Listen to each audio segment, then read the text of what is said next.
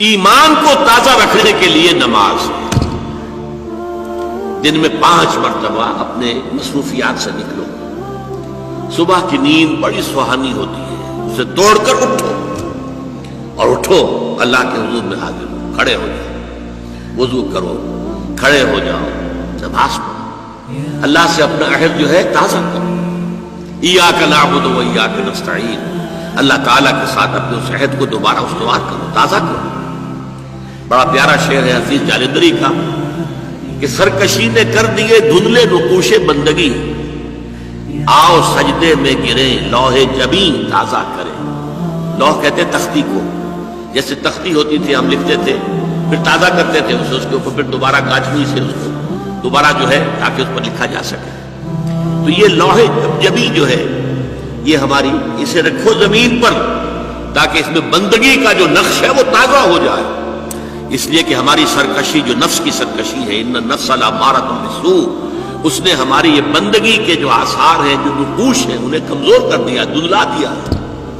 تو نماز ایک ستون ہے، اور یہ جان لیجئے کہ اسلامی معاشرے کے اندر اس کی تنظیم، اس کی آرگنائزیشن کے لیے یہ یوں سمجھیے رکن رکین ہے، یہ عمود ہے، یہ سب سے بڑا جو ہے بنیاد ہے. اب آپ کو معلوم ہے کہ اسلامی معاشرے میں ایک فرد ہے مسلمان، اس کی زندگی بھی اگر وہ نمازی ہے اور نماز کا حق ادا کرتا ہے، اس کی زندگی گویا کہ نماز کے گرد گھومتی ہے. اس کا سارا نظام الاوقات جو ہے نماز کے حوالے سے طے ہوگا. فلاں کام کرنا، اچھا بھائی عصر کی نماز کے بعد. وہ کوئی ایسی اپائنٹمنٹ نہیں کر سکتا کہ جس میں عصر کی جماعت جو ہے اس کا معاملہ جو ہے وہ خطرے میں پڑ جائے.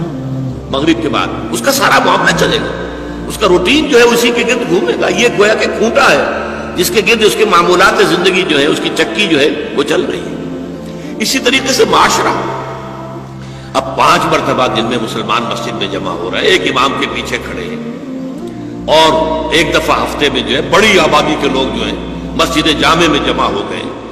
یہ اسلامی معاشرے کی ایک تنظیم ہے. سال میں 2 مرتبہ جو ہے آبادی سے باہر کسی بڑے کھلے میدان میں لوگ چلے گئے ہیں عیدین کے لیے، اور سال میں 1 مرتبہ جو ہے پوری دنیا سے کشاں کشاں کہاں کہاں سے گورے بھی اور کالے بھی اور پیلے بھی مسلمان کہاں کہاں سے چلے آ رہے ہیں، ہر مسلک ہر فقہ کے ماننے والے. یہ ایک تنظیم ہے جو نماز کے گرد اور حج کے گرد ہو رہی ہے. اور یہ نماز جو ہے در حقیقت بندے کا تعلق اللہ کے ساتھ استوار کرنے کا سب سے بڑا ذریعہ ہے. اس لیے کہ ہمارے معمولات جو ہیں وہ ہمیں اللہ سے غافل کر دیتے ہیں، ہم گم ہو کر رہ جاتے ہیں. وہ بڑا پیارا شعر ہے اقبال کا، کافر کی یہ پہچان کہ آفاق میں گم ہے، مومن کی یہ پہچان کہ گم اس میں ہے آفاق. آفاق میں گم ہو جانا، میرا یہ کام ہے، یہ کام ہے، یہ کام ہے، یہ کام ہے، یہ کرنا، وہاں جانا، وہاں سے وہاں جانا، وہاں سے وہاں جانا، ایک چکر ہے، ایک روٹین ہے. انسان گم ہو گیا، کہاں خدا کا خیال، کہاں آخرت کا خیال، آئے گئی گم ہو گیا. اور ایک وہ ہے کہ جو گویا کہ دنیا میں رہتا ہے، بازار سے گزرا ہوں، خریدار نہیں ہوں. دنیا میں رہو اور دنیا میں گم نہ ہو جاؤ، بلکہ دنیا تمہارے اندر آ جائے، تمہارے قابو میں آ جائے، تمہارے تابع ہو جائے، تمہارے سارے معمولات تمہارے اپنے فیصلے کے، تمہاری خودی کے تابع ہو جائے. یہ کیفیت ہے در حقیقت کی جو مطلوب ہے. اسی لیے فرمایا حضرت موسیٰ علیہ السلام کی پہلی جو حاضری ہوئی تھی اور اسی میں انہیں رسالت عطا ہوئی، تو اس کی پہلی وحی سورہ طٰہٰ کی شروع کی آیات میں ہے، وَأَقِمِ الصَّلَاةَ لِذِكْرِي.